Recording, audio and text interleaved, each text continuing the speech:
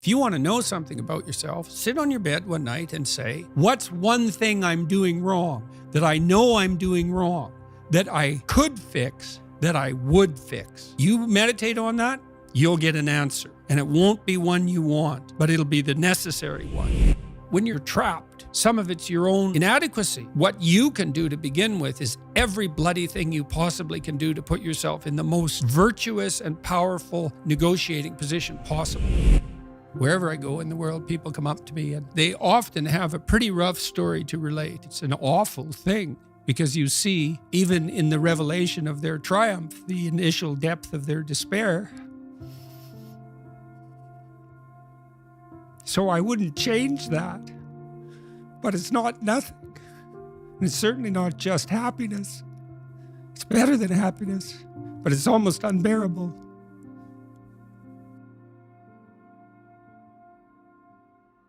Quick one, can you do me a favor if you're listening to this and hit the subscribe button, the follow button, wherever you're listening to this podcast? Thank you so much. The conversation you guys have been waiting for. I say that because of the thousands and thousands of messages I've had since I announced that Jordan Peterson, the man himself, all the way from Canada, came here to sit in my kitchen and have a conversation with me.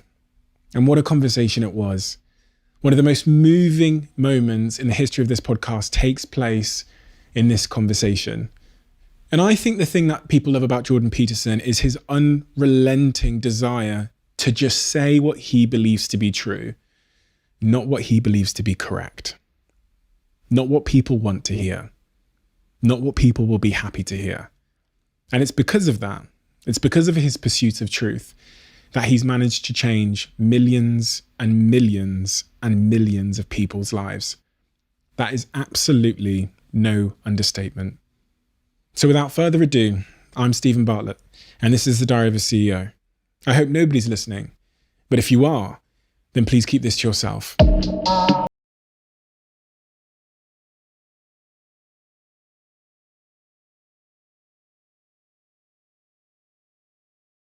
You a debt of gratitude, and I want to say thank you for the impact you've had on my life, and I'll point at the specific impact you've had on my life. And you asked me before we started recording why this podcast had been successful. One of the reasons is actually something I've gained from reading and listening to your work, and that's this real commitment to trying to be your true self and trying to be your truth. This podcast wouldn't be successful, and I wouldn't have been successful in terms of pursuing myself had I not understood the importance of truth across all facets of life and in my relationships, which was a real pivotal thing for me. Mm-hmm. And that's thanks to your work. So what's changed in your relationships as a consequence of that? So I believe it's really difficult to truly connect with someone if you're not speaking and being your truth. And I wasn't. I think I was wearing a mask in my relationships in the context of I didn't express how I was thinking and feeling. I was trying to be who I thought my partner wanted me to be. And at the point when I let down the mask and I started speaking my truth, actually, as I was departing from the relationship got stronger than ever before. And it was like we were never actually connected until I was being true with her, with my feelings, with what I wanted, with my life. And since then, I would categorize my relationship as being the strongest thing I've ever seen in terms of a romantic connection with someone. And so when you were starting to talk in your relationship in a more truthful manner, what did that mean that you had to admit? I mean, you just said that part of it was a disconnect between who you were trying to be and who you really were. So that's a persona issue, right? So you think maybe, and everyone has this proclivity to some degree, is they're deeply self-conscious and uncertain. And so instead of allowing the person they're with to connect with that underlying uncertainty and inadequacy, they act out a persona. Yeah. And then the problem is that, well, perhaps the person falls in love with that persona, but there's no real connection there. It's an artifice. And, having said that, one of the things that Carl Jung, the great psychotherapist, said about a persona is, don't be thinking that you're better off if you never formed one.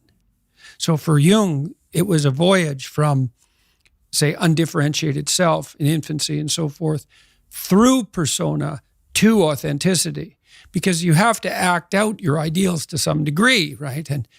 And you also have to formulate a avatar of yourself in some sense that's a mediator between you and other people in casual social encounters. Like, you don't want to walk into the bank and have the teller tell you about his or her day when you say, "How are you doing?" Right? I mean, now and then that can happen, but generally it's too much intimacy too quickly. And so you need this functional shell. But the problem arises when that functional shell is all that there is. And then the real person underneath is just desperate and unhappy because nothing of what's being acted out reflects a true underlying reality. What is the consequence, the long-term consequence of acting? So many people, especially because of the world I live in Instagram and social media, we kind of build out these personas, and then we almost follow the implicit instructions that come with those personas. Well, that's the problem right there, is that, that I'm trying to get a hold of the Disney people at the moment because I want to do a lecture series on Pinocchio, because I think Pinocchio is a brilliant work of art. And if you're a puppet and an actor, and Pinocchio is both at times in that movie, both a puppet and an actor. So why an actor? Like, why is there something wrong with being an actor? Well, the first question is, well, who sets your role? And then the second question is, who's pulling your strings? So you've put on this front that is there to make you popular and sexy and desirable and to mask from yourself your own inadequacies. But that's a role. Well, who wrote it? And for what purpose? And so Jung said, for example, that we all acted out a myth, and whether we knew it or not. And, maybe you're acting out a tragedy. Maybe you're acting out Narcissus. You don't know, because you've put that on yourself in an attempt, in some ways, to deliver to people what they want, or more accurately, to look as though you're delivering to people what they want. And it's not nothing to do that, right? Because at least you're attempting, in some sense, to adapt to the social world. Someone who's really infantile and dependent, someone who's never left home, part of their problem is that they haven't crafted a persona. So you don't want to denigrate it entirely, but it's no substitute for the real thing. And it turns out that not only is what we want from each other the real thing, but that's also the adventure of your life. And so if you aren't truthful, and that means, unfortunately, especially at the beginning when you start to be truthful, it means deeply coming to terms with your inadequacies in humility. So it's very painful. Without that, you don't have the adventure of your life. You have the role that you've acquiesced to. And that'll take all the meaning out of your life. The adventure of your life. You say, imagine who you could be, and then aim single-mindedly at that. Mm-hmm. I encounter these young people who appear to know who they could be, or they've imagined who they could be, but for whatever reason, they seem to choose the certain misery of their current situation, the job that's sucking their soul out, or that relationship, over the uncertainty they'll encounter as they go on the adventure of their life. So what would I say to these young people who always say to me, Steve, I want to do this, but you can see them stifled by fear, because it's like... it's like, make a plan, man. So when I was doing my clinical work, which I did a lot of career work with my clients, both at a beginner level, I would say, like really a beginner level, with people who had no employment whatsoever, no history of employment, who were undereducated and who lacked every skill you could possibly imagine. So these were people who were really in dire straits, up to people who were operating at the top of their profession, but who could still strategize forward. And so, for example, let's say you're at a dead end in your job. Okay, so I don't find my work meaningful. All right, so that's a problem statement. It's like, well, why not? I find the work I do repetitive and boring and without spirit. I have a bad relationship or a neutral relationship with my boss who doesn't know who I am. I have problems with coworkers. All of that needs to be differentiated, right, and analyzed in detail. So we might say, for example, let's say you believe that you're undervalued at work, and maybe you are. What you need to do is you have something to say, and we would have to figure out what it is that you have to say. But it would be some variant of, I'm bringing more value to the table than I'm being compensated for, and that's demoralizing me, And it's also not good for you being my boss, because if I'm actually more valuable than is being recognized, then the fact that you're not valuing me properly means that I will become demoralized, I won't work properly, and you won't get the best out of me. So it's bad for both of us. And if your boss is in principle not amenable to such a discussion, then what you should seriously consider doing is finding another job. Okay, so let's say we're going to set you up for this. Okay, this isn't like next week's enterprise, man. This is your life. So the first thing I would ask is, well, do you have your resume or CV in order? Well, I haven't typed it up for 3 years.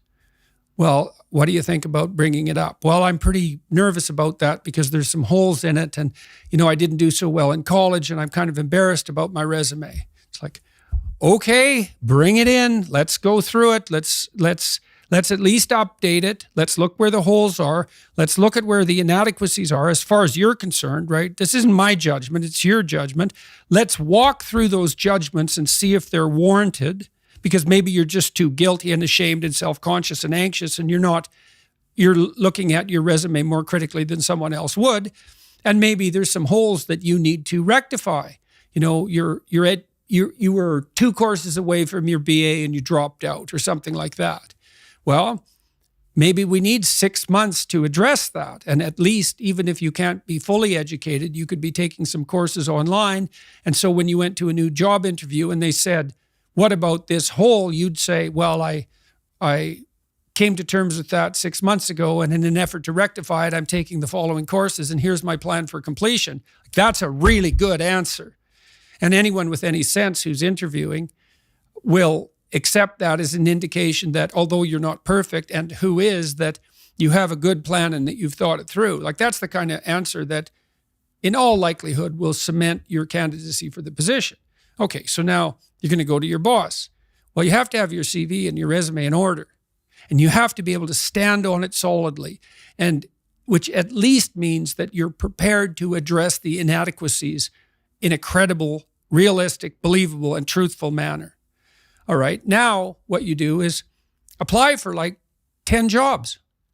You don't have to take them, but maybe you have to go to an interview or 2 or 3 or 4, and maybe there's a bunch of opportunities out there for you that you didn't even know about. And maybe someone offers you a job.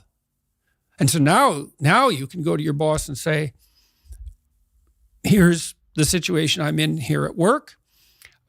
Here's my evaluation of the problems in relationship to me. Here's what I could do for you if you gave me a 40% raise and the opportunity to progress, but I'd like to see a plan for that. And I've been looking for other opportunities before conducting this discussion, and I have some. Well, then, if your boss treats you with contempt at that point and doesn't listen, then perhaps he or she is a little more narcissistic than might be optimal, and it's time to find a new job. But this isn't something you do trivially. And so when you're doubtful, say you're trapped, you ask yourself, well, why am I trapped?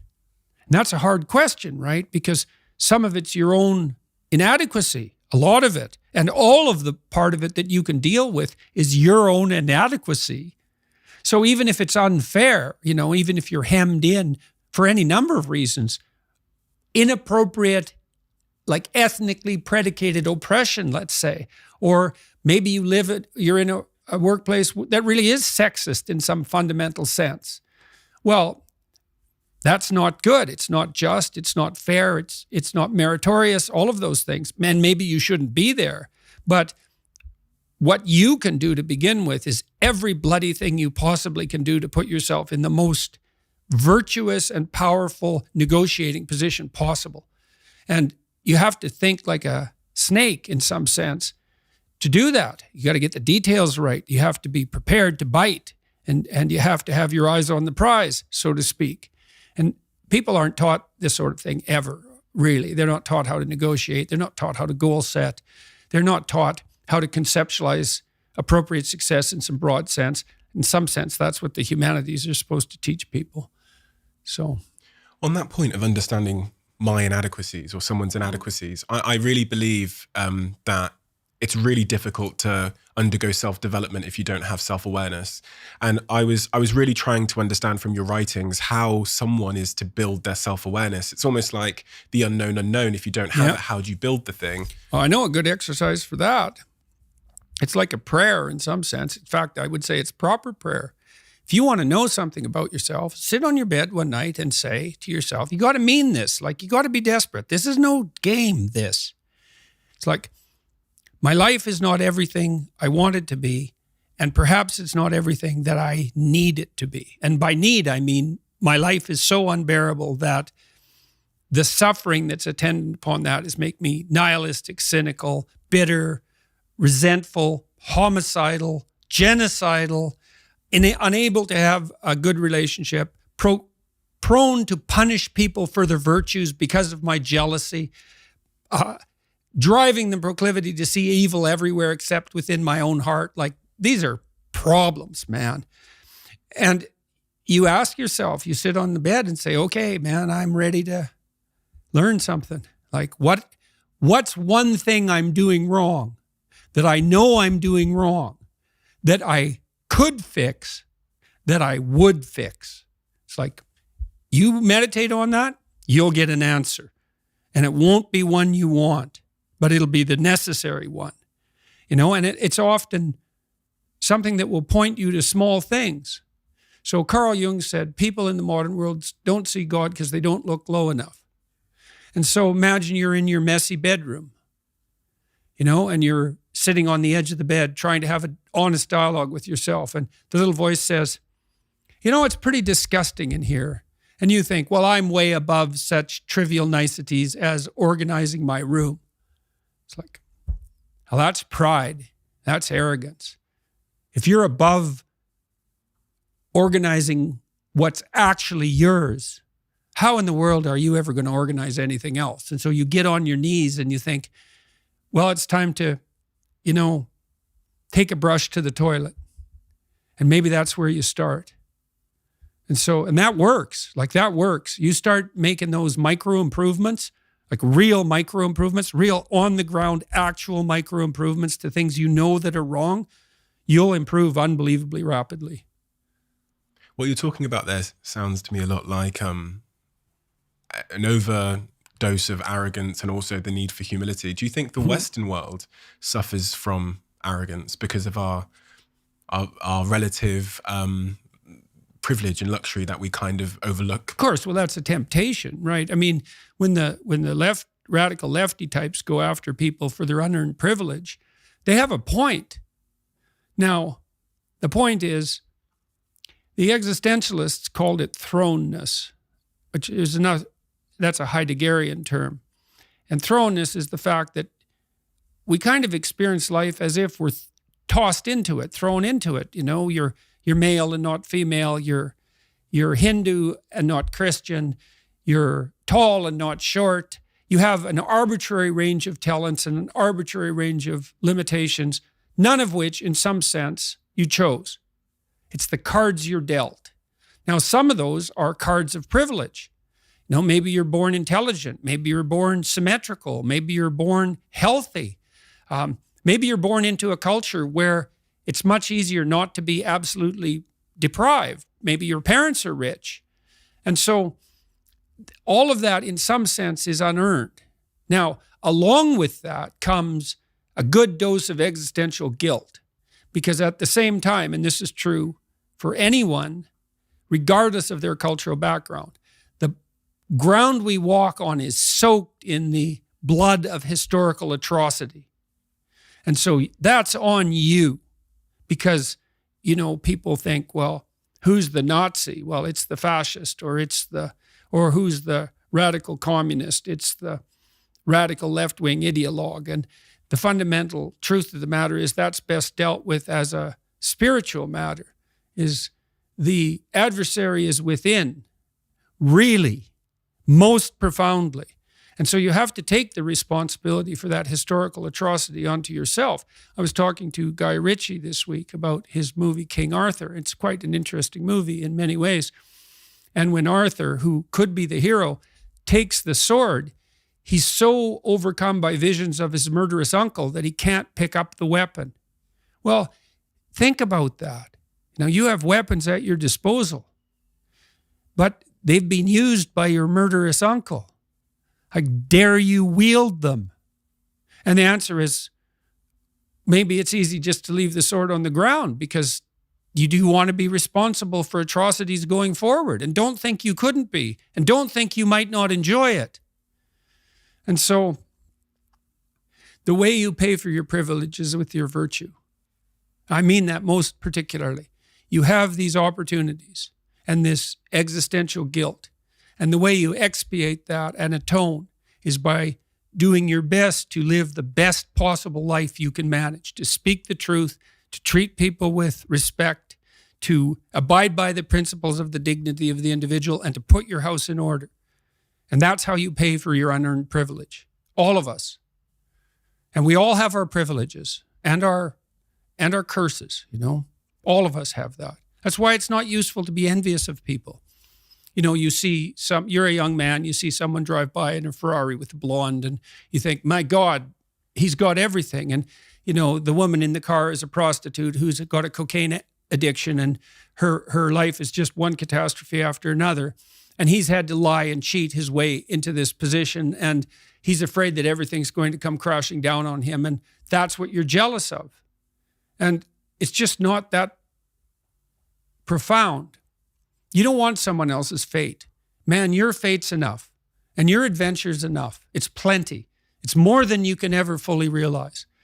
And so that's also part of the reason that we all believe that the individual has some intrinsic dignity. It's don't be so sure that your position and your room is so damn trivial. It might be your attitude towards it that's trivial.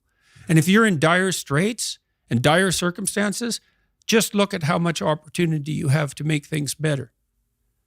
So, not that it's easy. You don't even want it to be easy. No, so... On that point of you don't want it to be easy, I've really contended with this idea of struggle and chaos in my life and the role it plays. And once upon a time, I thought I was trying to rid my life of chaos and struggle. Mm-hmm. I thought that's why I was trying to get rich and get the Ferrari and the blonde. I thought that would create a life free of struggle. But then I looked at some studies and I heard about this thing called gold medal depression, when Olympians come back from the Olympics and they've lost orientation. And then the day when someone offered to buy my company for a nine-figure number, and it filled me with this emptiness and this dread. And I tried to understand the role that struggle would have to play for me to be a fulfilled human being for the rest of my life.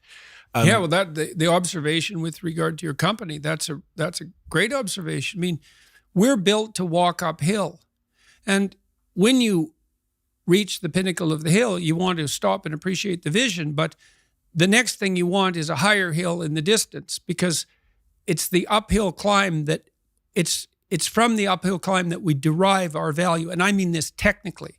So almost all the positive emotion we feel, especially the emotion that fills us with enthusiasm, and that's to be filled with the Spirit of God, by the way, because that's what enthusiasm means.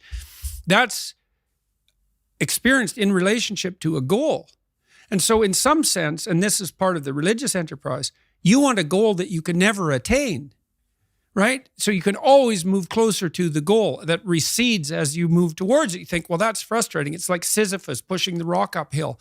But it's not, because as you pursue that goal, you put yourself together and your life does get better and richer and more abundant. And that's why the highest levels of virtue and goal are in some sense transcendent. You want them to be above everything you're doing so you can continually move towards something that's more sublime and better. That's what you are. You're here to live, not to sleep. And the problem with the vision of Mai Tais on the beach is that, well, first of all, that's a vision of drug-induced unconsciousness. Second, it's only going to work for about a week. Third, you're going to be a laughingstock in a month and depressed and aimless and goalless. You want a horizon of ever expanding possibility. And so it does happen to people because they've staked their soul on the attainment of an instrumental goal. And it can be a pretty high order goal. It was in your case. But then you think, well, now I'm there. Now what? Well, the answer can't be, well, I'm going to live in the lap of luxury and never have to leave the face. What do you want to be? A giant infant with a gold bottle? You never have to do anything but lay in your back and suck. It's like, well, you see the problem with that as a conceptualization. It's no, you want to be like an active warrior moving uphill with your sword in hand. And that's dynamic, that's exciting. And that's why so many young men disappear into video games. That's all acted out in the video game. So they have to act that out in their own life. Not that I despise video games, because I don't, but they're not a substitute for life. They might be good training under some conditions for life. So one of the things I was also really, really keen to ask you was about the what's happened in the world over the last 2 years. One of the shifts we've seen in the business world is this move to remote working, and I hate it. And I hate it for a variety of reasons, because I feel like there's very few institutions in my life where I have a chance to meaningfully connect with people. Dating has become screens, socializing has become screens. And the office, the institution of the office in my life was one of the places, especially as a younger man, where I got to meet pretty much 90% of my current best friends and also partners. And I really worry about sitting behind a Zoom doing my work for the next 10 years. What is your take on remote working? Well, I like it and I don't like it. I think it's very difficult for us to understand our embodied environments well enough to duplicate them in a healthy and comprehensive manner in the virtual world, because we just don't understand what it is that we're doing when we actually do things rather than represent them. So, for example, I've thought a lot about online university. Okay, so then you could imagine, well, you can certainly imagine online lecture courses. And you could say, well, the fact that they can be delivered on a large scale very inexpensively is a virtue. You can bring the knowledge to a very large number of people at a low cost, so why not do that? And so that's half the university. And then you could say, well, imagine that you generated a system of universal tests, which is possibility, and that means you could bring accreditation to everyone at a low cost as well. And that's that. University's online. But that presumes that you know what the university is, and you don't. Because, well, here's some other things the university is.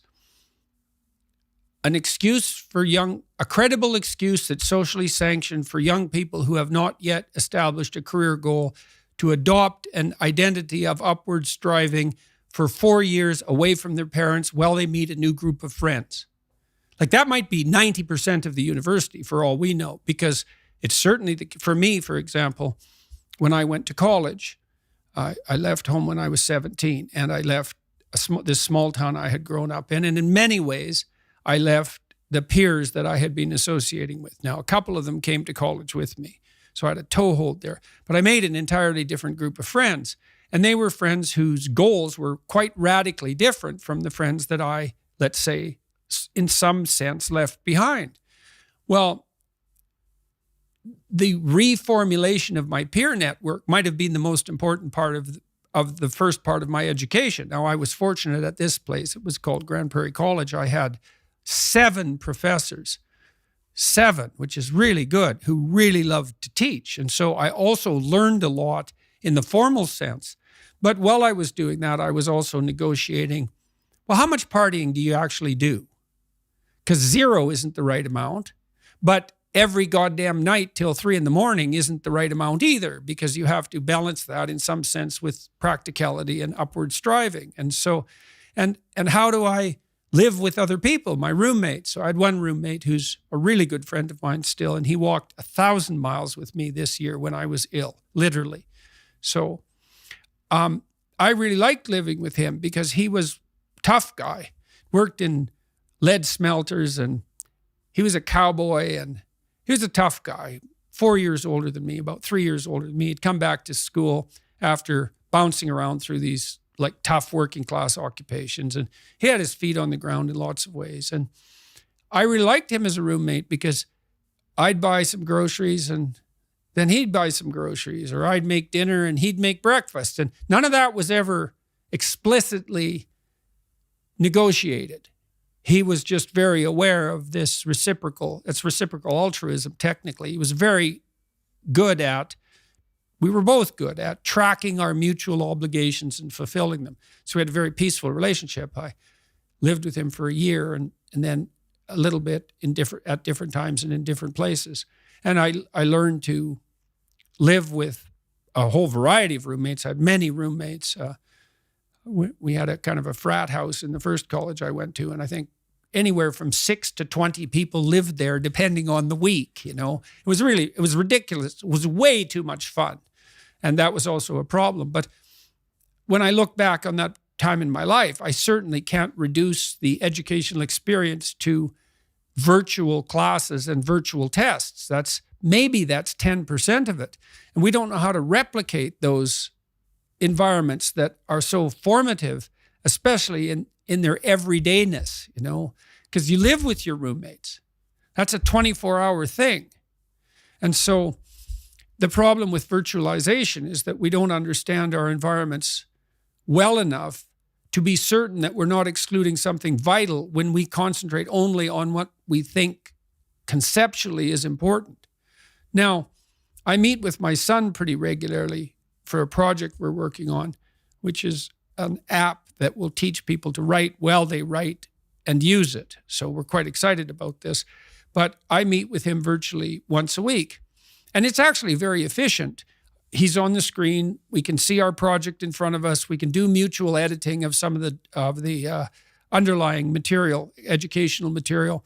There's a real place for it. And I have a cottage up north in Toronto where we've set up a studio like your studio here, although ours isn't quite as impressive. But I can have an interview and discussion with anyone, anywhere in the world, even in a foreign language. And that's like unbelievably remarkable. But that doesn't mean that we know how to virtualize reality or that we should flee into it, right? And these new technologies, they're unbelievably radical and they're very hard to master. And so we all have to be careful and try to keep our feet on the ground to some degree when we're using them. So for example, now, I've really only figured this out in the last 3 months. I get up and I do a series of exercises that my wife taught me that are based in the Kundalini yoga tradition. That's real helpful. Flexibility and breathing exercises. That reduces my anxiety during the day, I would say about 25%. And then I try to reserve some time either for writing or I'm working on a number of artistic projects. And so I'm going to do one or those for a couple hours in the morning and then maybe a walk or something with my wife and breakfast. I have breakfast during all this. And then I can turn to the sort of connected world, email and the podcasts and so forth. And so there's this balance between privacy, introverted privacy, let's say, and disconnect from everyone except for my wife, and then contemplated reconnection with the virtual world. That seems to be working out pretty well. And you want to get a balance of that that's actually, to use a terrible cliche, sustainable, right? So you want to hit your projects hard, but you have to leave in that, not with entertainment, but with culture, because those are not the same thing. Entertainment is an approximation to culture. And you need to leave in that with culture. That's beauty and drama and art and all of that. And then with intimate relationships and friendships. And, well, it's very difficult to get the balance of all that correct. And it's very difficult to do that virtually. So, but I certainly wouldn't forego the technology, and neither would the rest of us. It's like people complain about their phones, but they carry them with them everywhere they go. And I'm not cynical about that. The phone, it's not a phone. God only knows what it is. But it's definitely not a phone. And so it's not surprising that since it just appeared and it's so insanely powerful that we don't know what to do with it, and that might even wreck everything. Like God only knows. Twitter itself could bring civilization to a halt. We don't know how to manage the unintended consequences of our technological prowess. And that's exactly it.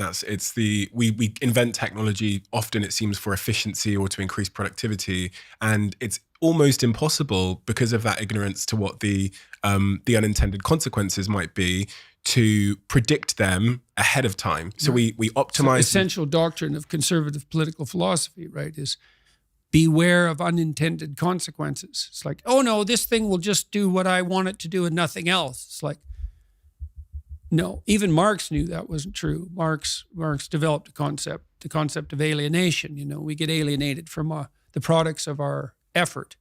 That's part of the reason he didn't like factories. And fair enough, because factory work, which is repetitive, in some sense destroys our artisanal relationship with what we produce.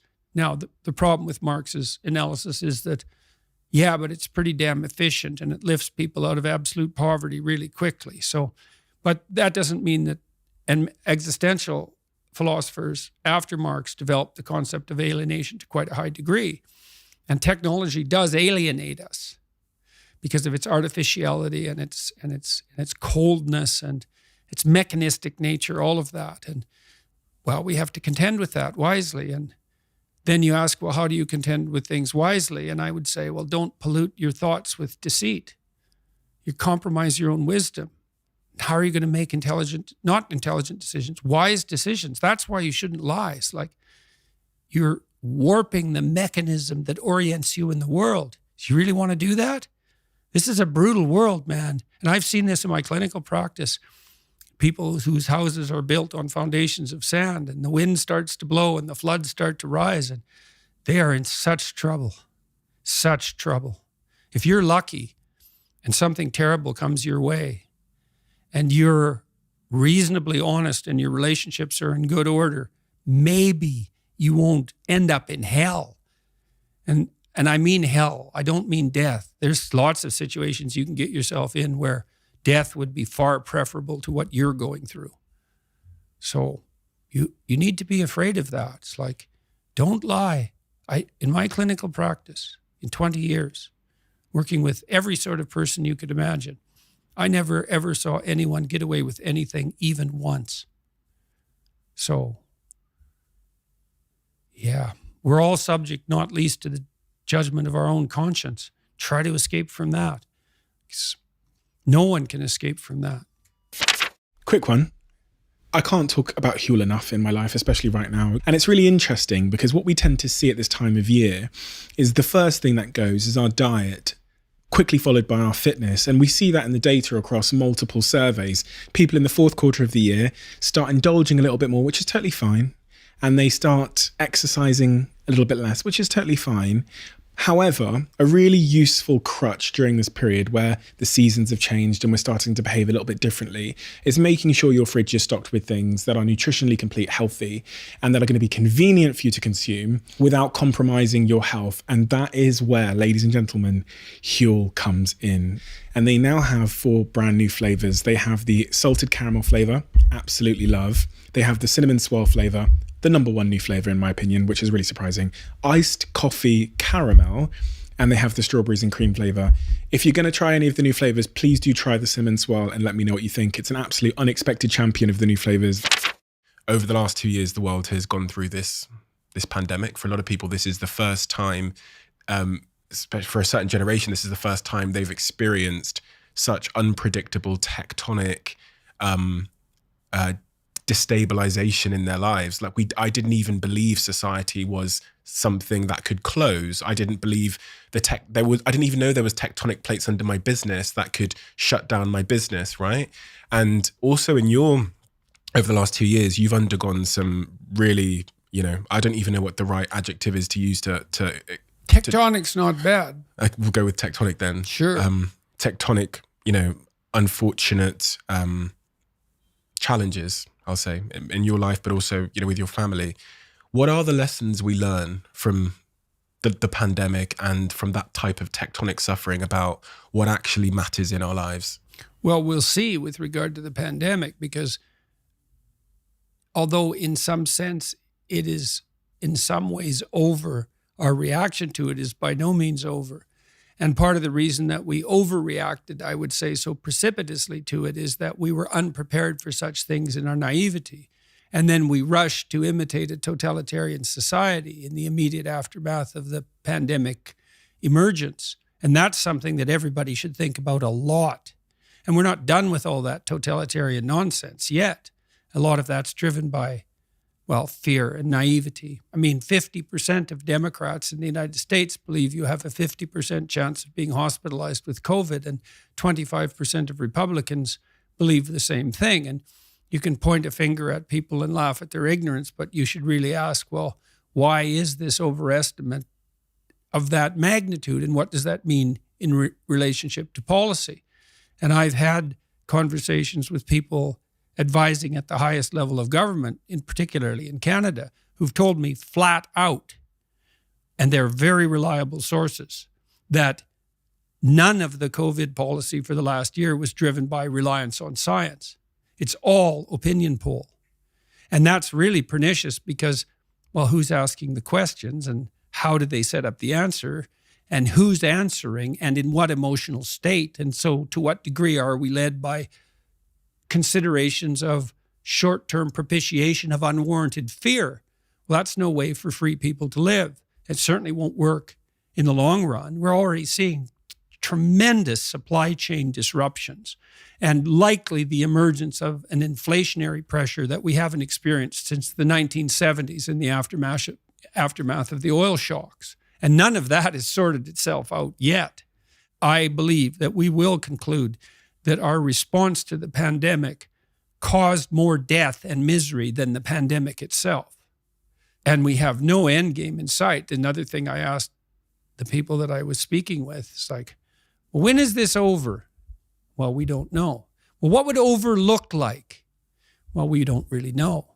And now what you see is this insistence on about a monthly basis that a new and radically different variant has emerged. And this viruses mutate all the time, but this virus particularly mutates, and there are small mutations and medium-sized mutations, numbers, let's say, and also effect, and larger scale mutations. When is that a variant? Well, how about whenever it's convenient for the pharmaceutical companies? You think, well, that's cynical. Is it now? The biggest lawsuits in the history of the American judicial system have been levied against the largest pharmaceutical companies on a regular basis for the last 20 years. And since when has it been a proposition of the political left that pharmaceutical companies necessarily have our best interests in mind? Now, I'm not particularly cynical about pharmaceutical companies. I think they have a hard job, both in terms of research and development and marketing and sales. And they're going to do what they can to market and sell. But that doesn't mean that they are now to be the arbiters of all public policy, because our politicians are too cowardly and incompetent to do anything but devolve their responsibilities to so-called experts, domain experts. Politics is not public health. That's medicine. Politics is the art of analyzing the entire situation and charting a course forward, all things considered. And for politicians to trot out the experts and say, follow the science, just means that they've abdicated their own responsibilities. And I think it's appalling. I mean, I'm not convinced that the evidence that masks work is scientifically credible. It's certainly at least doubtful. And that's just masks. I read a paper the other day suggesting that to prevent the transmission of one case of COVID, you have to lock down 1,000 people. Like, how is that justifiable?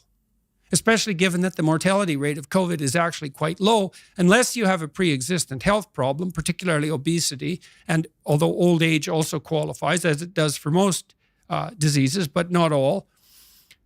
And with regards to, let's say, the issue of child vaccination, it's like children have an unbelievably tiny chance of dying from COVID. I don't think there's any scientific justification for immunizing children under 12. Now, at least it's debatable, and I'm not a domain expert, although I'm a decent scientist and I know how to read the research material. And so, well, we'll see what we have to learn from these tectonic shifts underneath. And, you might ask yourself, well, was that a tectonic shift in dire physical necessity because the COVID virus was genuinely so dangerous, or was it an indication tectonically of our absolute inadequacy in the face of even a moderate existential challenge?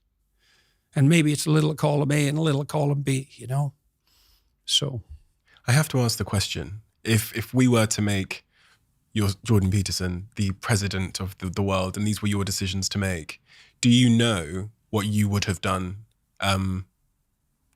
differently or in response to this virus emerging in Wuhan? I would say, well, thank you for the offer, but I declined the position. And the reason I would say that is because I think the right solution to the most serious problems is to be found at the level of the individual.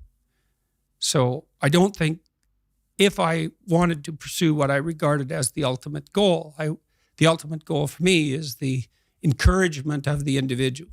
And that's not essentially a political enterprise. It's essentially a theological enterprise. And politics has to be subordinate to that. And so I've debated throughout the entire course of my life whether I would adopt a political career. It was my initial ambition when I was very young, 14, I would say. But when push came to shove at every decision point in my life, if I had to choose between working on the encouragement of the individual and pursuing a political career, I always chose the former. And that's happened every time the decision has come up.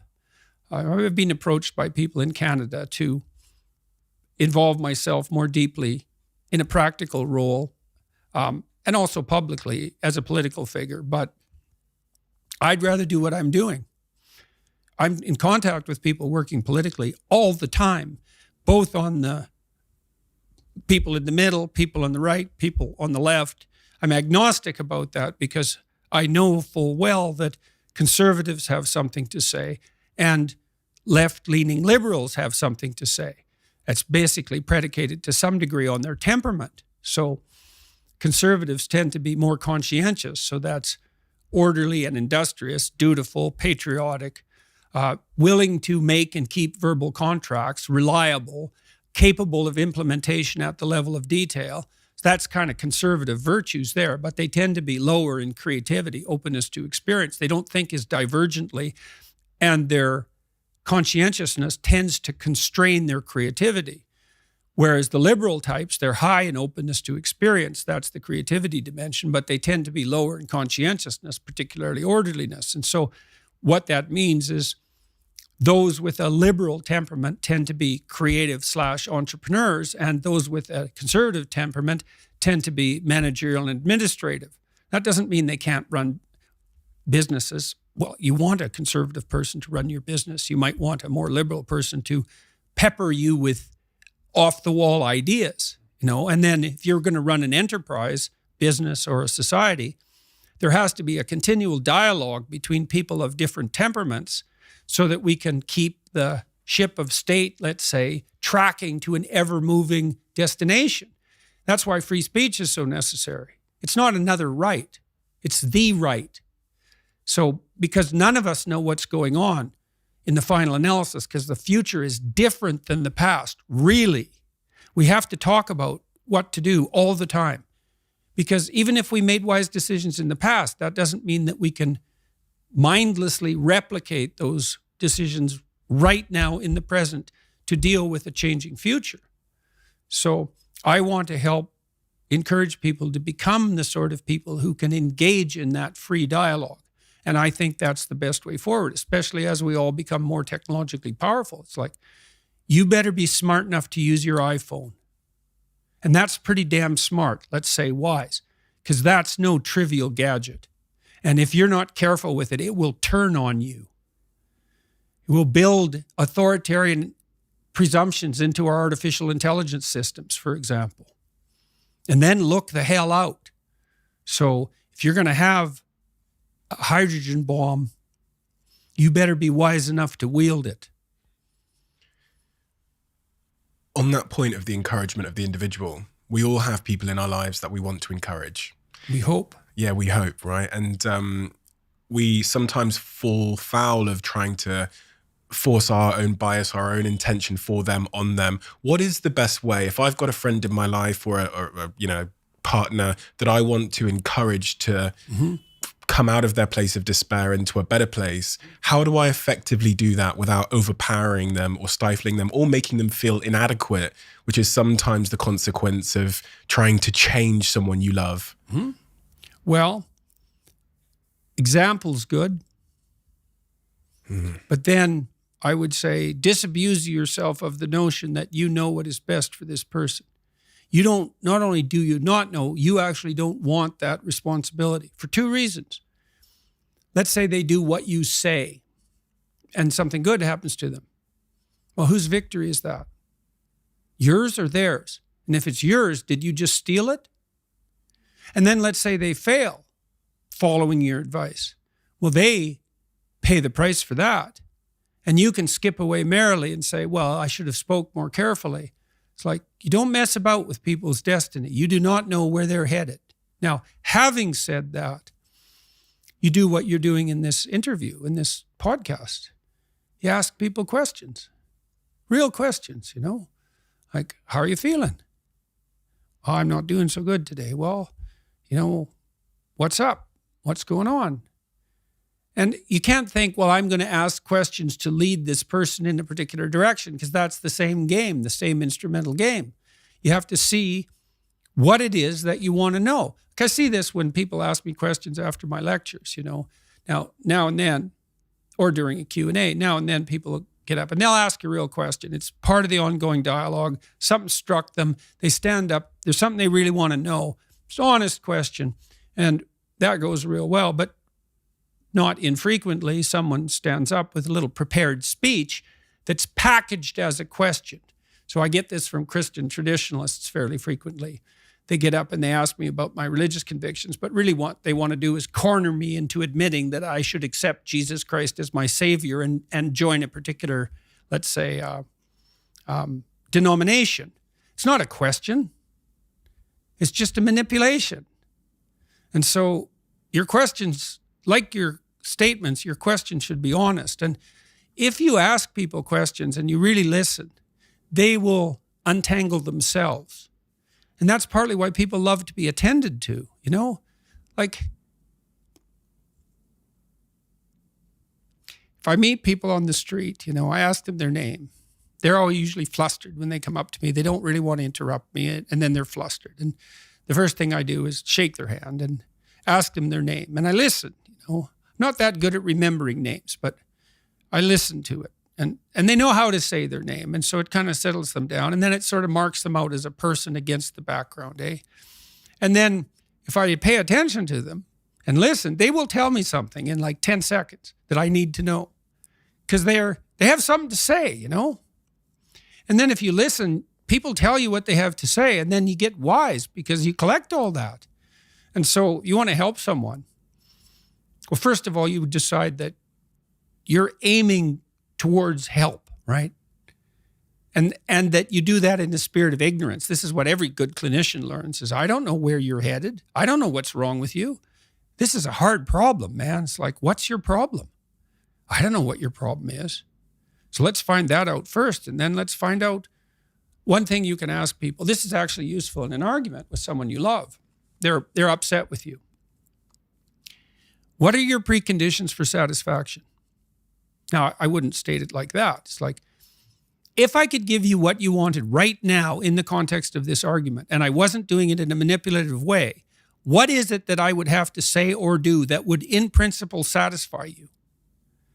And that's a hard question, And the person might say, well, I think you should apologize and about this. And, and then I will say, what words should I use?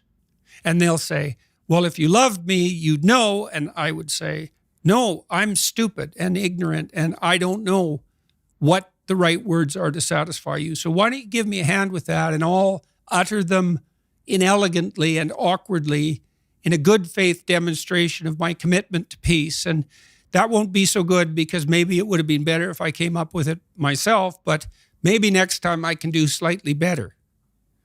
And that works. It requires the person who's after you to think through the question even of whether there's anything that could be said or done that would satisfy them. And if the answer to that is no, well, probably the relationship is over. But certainly the person that they're accusing has been put in an absolutely impossible position. But usually, almost inevitably, if the person meditates on it for a bit, there is something that would satisfy them that can be negotiated, as long as they're willing to give you the opportunity to do it, stupidly and badly. So listening, man.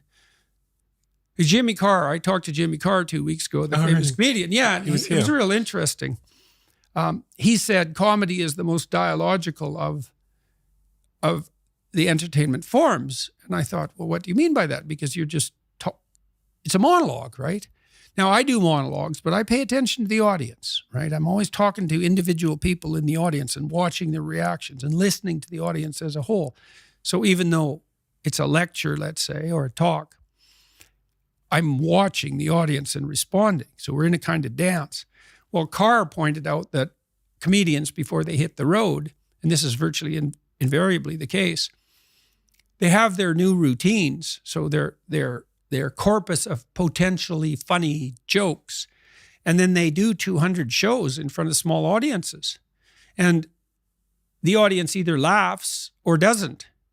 And if you're listening, you collect all the jokes that people laugh at. If you do that 200 times, you have nothing but hilarious material. But you listened.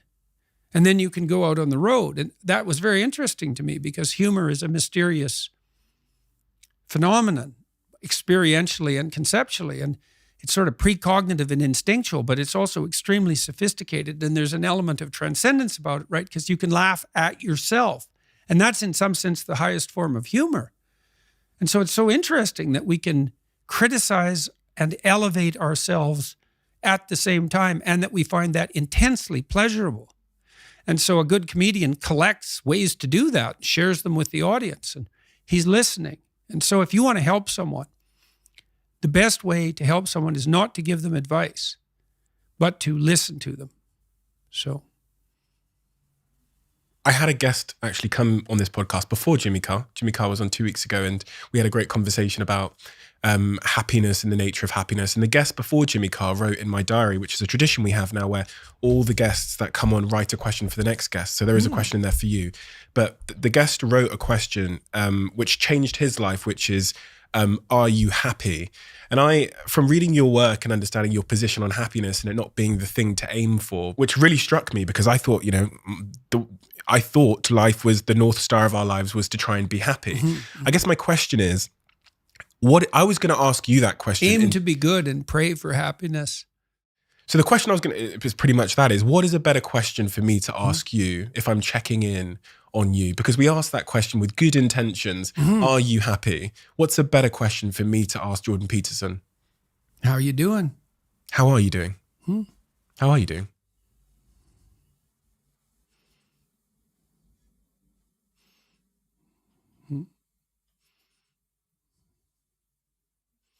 Brilliantly and terribly.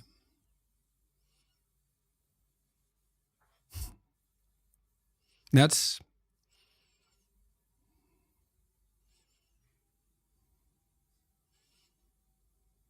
when you listen to a profound piece of music, one that sort of spans the whole emotional experience, it's not happy. Happy is elevator music, and probably you just shouldn't listen to that at all, right? And you think, why? Well, it's harmless, it's treacly, it's sweet, it's simple, it lacks depth, it's shallow, that's a problem.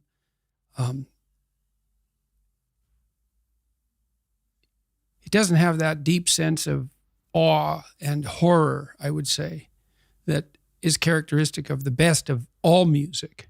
You listen to some simple music, so-called. Hank Williams is a good example. The blues cowboy from the 50s who died of alcoholism when he was 27 and whose voice sounds like an 80-year-old man. Simple melody, but there's nothing simple in the song and in the voice. It's deep, it's like the blues. It's like black blues in the States from the 20s, and this was certainly influenced by that tradition. There's this admission of a deep suffering at the same time as you get the beautiful transcendence of the music. And that's meaning, that's awful in the most fundamental sense, but you need an antidote to suffering, and It has to be deep. And deep moves you tectonically, and it's not a trivial thing. But that's better than happiness. And maybe if you're lucky while you're pursuing that and while you're immersed in it, you get to be happy, and you should fall on your knees and be grateful for that when it happens. It's a gift. It really is a gift. And it comes upon you unexpectedly, your happiness, But you aim to climb uphill to the highest peak you can possibly envision. And that's better than happiness. Why did you include terribly? Well, for example, now when I go, wherever I go in the world, people come up to me and they're usually, I wouldn't say they're happy to see me. They're often in tears, and they often have a pretty rough story to relate. They were suicidal or nihilistic or homicidal or trapped, desperate, and they tell me that real fast.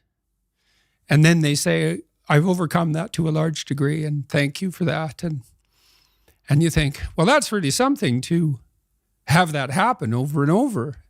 In some ways, you might think, well, how could anything better possibly happen to you than to have people come up to you all over the world, strangers, and open themselves up like that, like they're old friends so quickly. But at the same time, it's an awful thing because you see, even in the revelation of their triumph, the initial depth of their despair.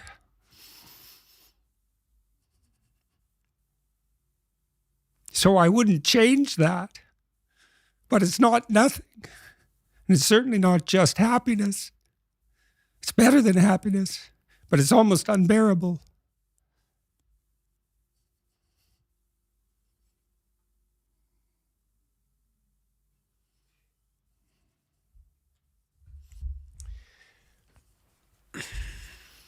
God, tears again. It's been quite 2 weeks in the UK. It's been amazing. It's been amazing. Such a great country, this country. It's such a profound place. And it was so wonderful to see Cambridge and Oxford and to be welcomed by the students. And I saw the queues around the block and the reaction you got. I watched the talk in Cambridge, and it was so wonderful to see because I know that you don't do what you do for credit. That kind of seems to be, the antithesis of the pursuing your truth and doing it in the cause of truth. But it was so wonderful to see someone that I know has had such a profound impact on so many be received in such a way. We have a closing tradition. Okay. One of the, I don't normally do this, but one of the really great CEOs in our country, a young guy, has built a multi-billion-dollar company, really great guy, sat here yesterday, and I actually told him for the first time who he was writing the question for, and I couldn't believe his face. Oh my God, that's the one person I want to have dinner with. This is probably the most successful young person in our country. And so he knew who he was writing the question for. So the question that the previous guest wrote is, why do you do what you do? to see what will happen. Some programs you cannot predict, right? You cannot predict how they're going to end. You have to run them. Well, I believe that truth will save the world. I believe that. So you speak truthfully and you watch what happens and you take your consequences, and maybe you hope and have some faith that in the final analysis, things will work out in your favor, but perhaps they will and perhaps they won't. But that's faith, eh? That's faith. Faith isn't believing in things you regard as ridiculous, sacrificing your intellect. It's a decision, Will truth, beauty, and love save the world? Well, you can find out.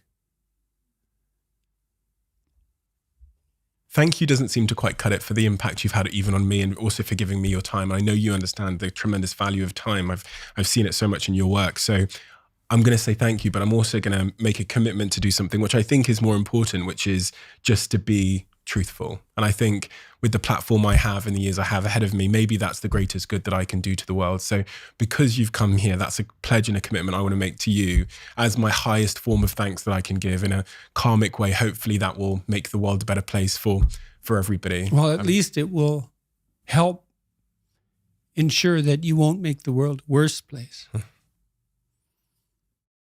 Thank you so much Thank you. for everything. Thank you.